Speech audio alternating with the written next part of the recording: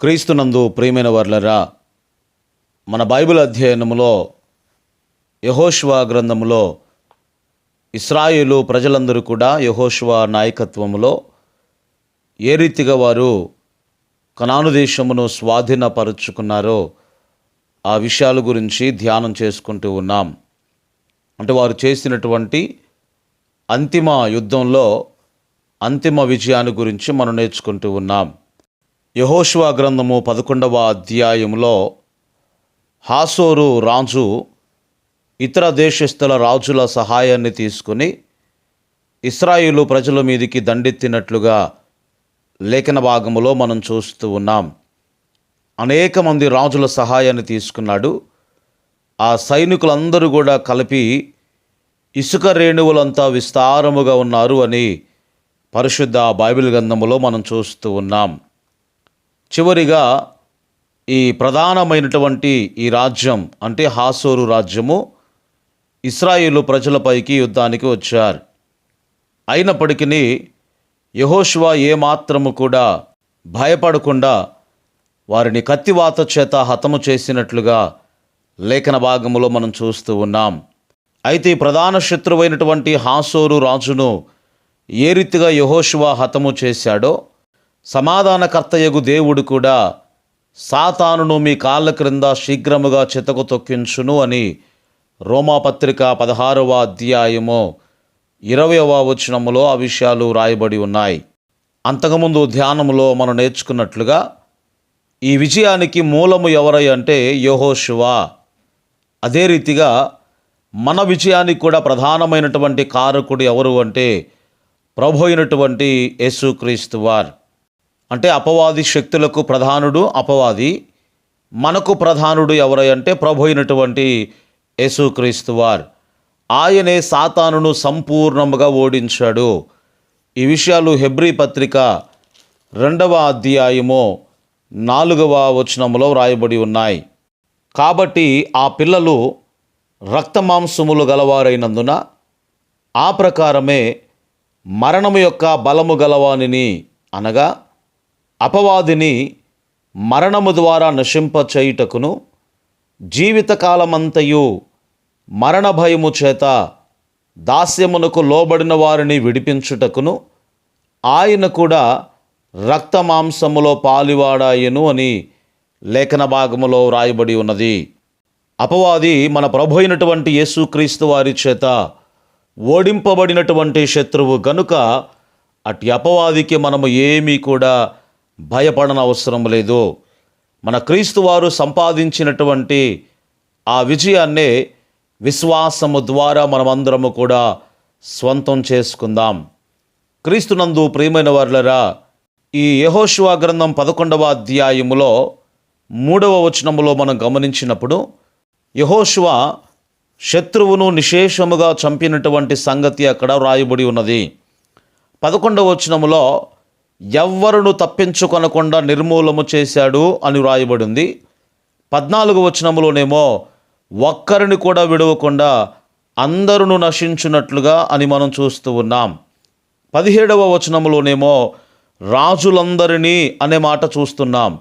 ఇక 19వ వచనములో ఆ పట్టణములన్నిటినీ కూడా ఆయన నాశనం చేశాడు అని వ్రాయబడింది.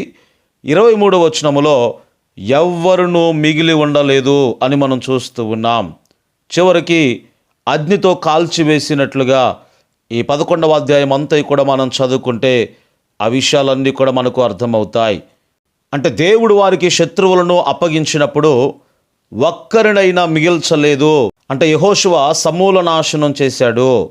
కానీ కొన్ని సందర్భాల్లో పరిశుద్ధ బైబిల్ గ్రంథములో మనం గమనించినప్పుడు సౌలు అతడు విడిచిపెట్టినటువంటి ఒక అమాలేకీయుడు ఎవరైతే ఉన్నారో అతడు సౌలును చంపినట్లుగా పరిశుద్ధ లేఖన భాగంలో మనం చూస్తూ ఉన్నాం. అందుకొరకే దావీదు ఏం చేశాడు అంటే దైవ సన్నిధికి వస్తూ ఉండగా 2వ సమూయేలు గ్రంథం 1వ అధ్యాయం 1వ వచనములో అతడు అమాలేకీయులను హతము చేసెను అని వ్రాయబడింది. తర్వాత ఇక 14-16 వచనాల్లో మనం చదువుకుంటే తన ఎదుట ఉన్నటువంటి ఆ ఒక్క అమాలేకీయుడిని కూడా దావీదు చంపినట్లుగా పరిశుద్ధ లేఖన భాగములో మనం చూడగలుగుతూ ఉన్నాం. అదే రీతిగా మన శరీర ఇచ్చలను కూడా ఒక్కటి కూడా మిగల్చకుండా సమూల నాశనము చేయాలి. ఈ విషయాలు గలతీ పత్రిక 5వ అధ్యాయము 19వ వచనము నుండి 21వ వచనం వరకు మనం చదువుకుంటే అక్కడ స్పష్టముగా శరీర కార్యములు ఏమిటో రాయబడి ఉన్నాయి. ఒకవేళ యెహోషువ శత్రువులను ఒక్కరినైనా మిగిల్చితే యెహోషువ గ్రంథం 23:12లో రాయబడిన ప్రకారముగా, అదే రీతిగా సంఖ్యాకాండము 33:55లో, న్యాయాధిపతుల గ్రంథం 2వ అధ్యాయం 3వ వచనంలో రాయబడినట్లు మిగిలినటువంటి వారు అంటే శేషించిన వారు మీకు ఉరిగాను బోనుగాను మీ ప్రక్కల మీద కొరడాలుగాను మీ కన్నులలో ముండ్లుగాను ఉంటారు అని ఆ వచన భాగాల్లో మనం చదువుతాం. కాబట్టి వారిని మిగిల్చడము ఎంత అపాయమో జాగ్రత్తగా మనం గమనించాలి. అదే రీతిగా విశ్వాస జీవితంలో కూడా అది చిన్నదే కదా, చిన్న పాపమే కదా అనుకుంటున్నావేమో, కానీ అది చివరకు నీకు ముళ్ళుగా తయారవుతుంది అనే విషయాన్ని దైవచనుడిగా మీకు తెలియచేయచ్చు ఉన్నాను.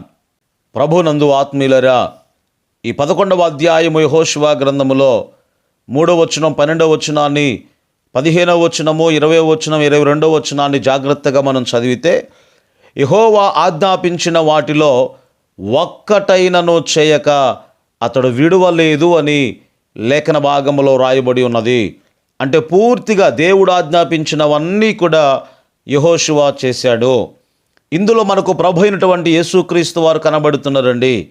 యేసుక్రీస్తు వారు కూడా తన తండ్రి చిత్తాన్ని సంపూర్ణముగా నెరవేర్చినట్లుగా పరిశుద్ధ లేఖన భాగంలో రాయబడి ఉన్నది. ఇందులో కూడా మనకు ఒక పాఠం ఉంది. ఎందుకంటే యెహోషువ యేసుక్రీస్తుకు ముంగుర్తుగా మనకు కనబడుతూ ఉన్నాడు. యెహోషువ గురించి మాత్రమే కాదు, కానీ బైబిల్లో మనం చదువుకుంటే అబ్రహాము కానీ, ఒక నోవహు కానీ, లేదా మోషే గారు, దావీదు గారు, ఈ రీతిగా అనేక మంది భక్తులు వారు దేవుని చిత్తమును నెరవేర్చారు అని సాక్ష్యమును పొందినట్లుగా పరిశుద్ధ లేఖన భాగములో మనం చూస్తూ ఉన్నాం. కనుక దేవుడు మనకు ఆజ్ఞాపించినటువంటి వాటన్నిటిని కూడా చేయవలసిన బాధ్యత మన మీద ఉన్నది. నీ ముఖ్య గురి ఒకవేళ దేవుని సేవ చేయాలి అనే గురి నీవు కలిగి ఉన్నావేమో, కానీ దేవుని సేవ చేయుట కంటే దేవుడు ఆజ్ఞాపించినది చేయడము అనేది చాలా ప్రాముఖ్యం. అంటే నా అర్థము మీరు సేవ చేయవద్దని కాదు, దేవుడు ఆజ్ఞాపించినది చేయడం ఇంకా ప్రాముఖ్యము. ఆ విషయాన్ని మనం గ్రహించాలి.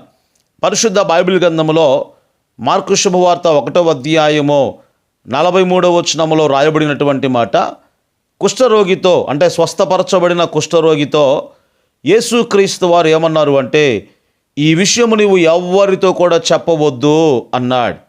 కానీ ఆ వ్యక్తి ఏం చేశాడు? ఆ ప్రాంతమంతా కూడా విస్తారముగా ప్రకటించాడు. అందును బట్టి ఆ పట్టణాల్లో యేసుక్రీస్తు వారు ప్రవేశించలేకపోయాడు.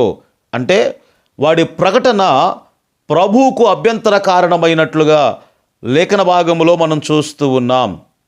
అదే రీతిగా దావీదు కాలంలో కూడా దావీదు దేవాలయమును కట్టాలి అనుకున్నాడు. కానీ దావీదు కట్టుట అది దేవుని చిత్తము కాలేదు.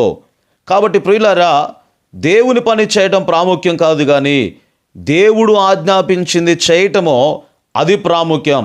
1 సమూయేలు గ్రంథం 15వ అధ్యాయము 22వ వచనములో రాయబడిన మాట, పొటేళ్ల క్రొవ్వు అర్పించుట కంటే దేవుని మాట వినుట శ్రేష్టము అని లేఖన భాగంలో రాయబడి ఉన్నది. రేపు క్రీస్తు వారు తీర్పు తీర్చేటువంటి సమయంలో కూడా నువ్వు ఎంత పని చేశావు అనేది మాత్రమే కాదు, ఎలాంటి పనిని చేశావు అనేది కూడా విమర్శలోనికి యేసుక్రీస్తు వారు తీసుకొస్తారు. కాబట్టి ఒక భక్తుడు నాకు సమయం ఉంది, నాకు అనుభవం ఉంది, నేను దేవుని పని చేస్తాను అన్నది ప్రాముఖ్యం కాదు, కానీ యథార్థమైనటువంటి హృదయముతో, విరిగి నలిగినటువంటి మనస్సుతో ప్రభు సన్నిధానములో వేచి ఉండి దైవ చిత్తాన్ని గుర్తించాలి. అంత మాత్రమే కాదు, పరిశుద్ధాత్మ నడిపింపు ప్రకారముగా దైవ కార్యములో మనమందరము కూడా సాగిపోవాలి. లూకా శుభవార్త 12వ అధ్యాయము 43 నుండి 48 వరకు మనం చదువుకుంటే, ఎవని ప్రభువు వచ్చి వాడు అలాగు చేయుచుండుట కనుగొనునో ఆ దాసుడు ధన్యుడు అని లేఖన భాగములో స్పష్టముగా వ్రాయబడి ఉన్నది.